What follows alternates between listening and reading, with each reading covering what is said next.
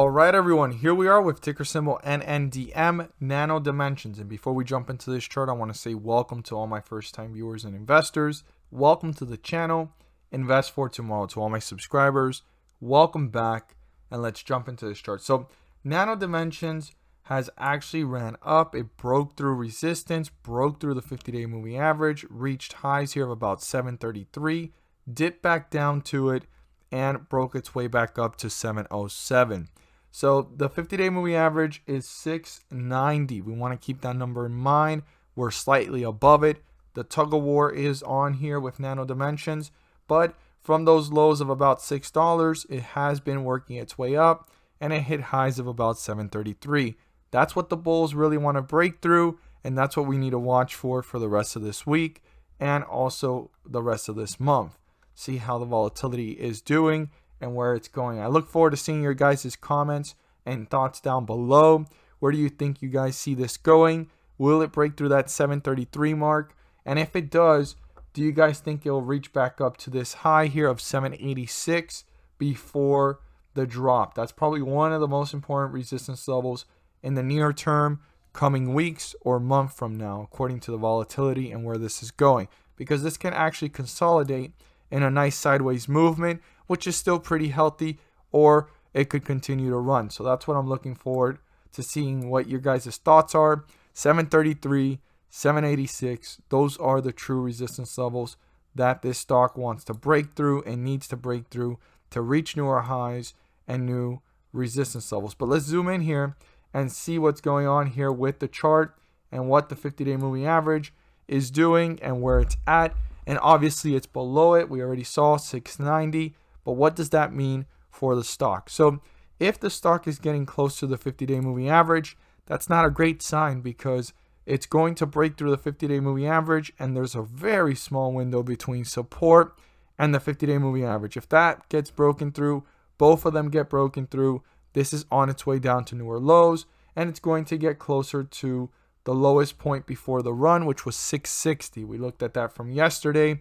Super important number to keep in mind if support and the 50-day moving average get broken through. But before looking at those numbers down there, the first support level here is 688, literally 2 cents away from the 50-day moving average, and it's going to go ahead and hit newer lows, newer support levels, and get deeper into bearish territory. So we need to keep that in mind and watch the behavior. Then we have the 660 mark to see if the bulls are trying to reappear and bring it back up, or are they going to tear through newer lows and newer support levels as the bears continue to appear. So that is very, very important. We're going to have to watch this tug of war, and I want to emphasize to all investors, pay very close attention to how this stock is doing and behaving as it gets closer to the support and the 50-day moving average if the volatility takes it in that direction.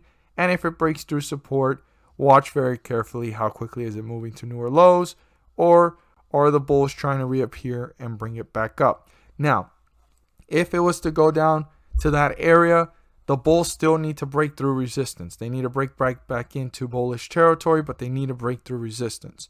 Now, if the volatility starts to bring it up and it doesn't go anywhere near support or the 50-day moving average, the resistance level is 717. That is a very important number right now in the short term.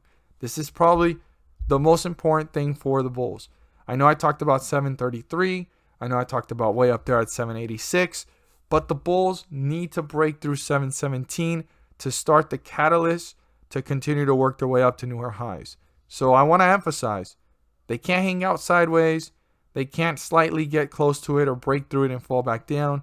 They need to break through 717 and turn it into a support to continue to work their way up to newer highs, new resistance levels, and so that the 50-day moving average does not catch up to the price, ending the price in bearish territory by default, and the 50-day moving average ending up above it. So it's going to be very, very important. And I want to emphasize this one more time. The bulls need to break through 717 to not end up in bearish territory, and also to continue the momentum to stay above the 50-day moving average and pull away from it deeper into bullish territory, newer highs, and new resistance levels. As always, if you found this video helpful and informative, please do so and subscribe. Don't forget to click on the bell to turn on all notifications and not miss a single video that I post.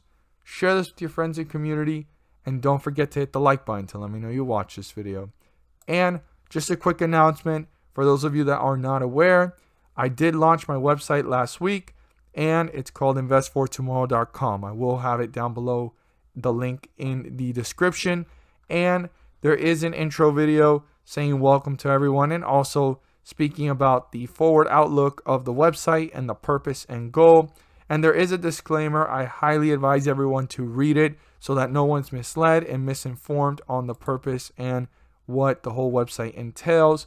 There are the forums here where you can go ahead and see information on the stock picks forum, daily watch list, and the gathering of investors where investors can rendezvous, share their knowledge and experiences. And we're also going to talk about how to manage the intangible and different information about credit and credit score and what is entailed with it. So some cool stuff there. And then you have the members options to go ahead and see which ones you'll have access to. And it's completely optional. It's not something that you have to join, but I do encourage you guys to come check out the website and look over the intro video and the forums and look over what each option does give you an ability to gain access to. And the disclaimer, I highly emphasize it so that everyone is aware about the website and everything that entails in it.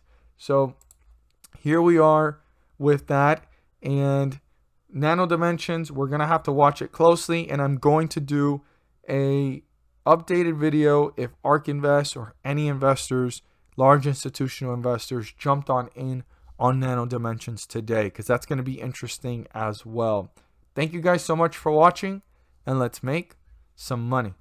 At the end of this video, there's going to be a pop-up video, and in that video, I will be discussing about the S&P 500 index and how it's been rising several points on scheduled dates. As you see here on the graph, these circles are the dates that the pumps have happened, and I use them as examples to show you guys how much the stocks have risen, and the S&P 500 index rose on those dates. And the reason why it's rising is due to the fact that the Federal Reserve is pumping the markets. On these dates, the charts and the dates speak for themselves, as we can see it here, and I break it down into more detail in the video.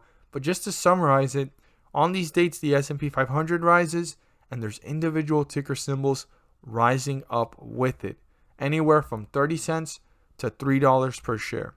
I know it may not seem like a lot, but per share that does add up, and these individual ticker symbols are giving you back profits. These are profits, and like I always say, profits are profits. Whether it's $1 put into the market and you get back $2, you've put in an initial investment and you got back more than what you started with.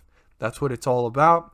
And also in the video, I go into further detail showing you guys these dates and showing you how much it rose. Like for example, this was one of the last pump dates, and the lowest point that it reached was down here at 35.11, and the highest point reached was 35.57. That's like a 40-point jump. And here we're seeing the same thing. It went down to 35.88, and it rose up to about, I'd say, let's see, this is all still in the same day. It rose up to about a total amount of 36.23. When you do the math, that's almost a 40 to 50 point jump, and there's individual ticker symbols rising up with this. Now, I'm not there to guarantee you profits. I'm not there to tell you to buy, sell, or hold anything in particular. I'm just here to inform every single investor on the great news, on the opportunity to maximize profits and minimize losses. You have to do your due diligence and research, but these charts and the dates speak for themselves. I mean, this was probably one of the largest jumps that I've seen in the last couple of pumps, and it was down here at 33.02, and it rose up to about 33.88. That was an 80-point jump. There was probably ticker symbols rising up more than $3 per share on those dates. And even on these dates, there's individual ticker symbols rising more than $3 per share.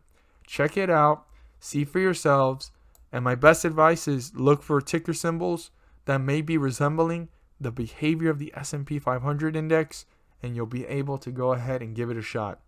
Check it out. Again, I'm not there to tell you to buy, sell, or hold anything in particular. I'm not there to guarantee you profits.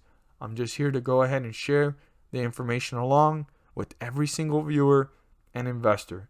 The video should be popping up soon. If you haven't seen it already, pop up. There is the link down below in the description. Thank you guys so much for watching, and let's make some money.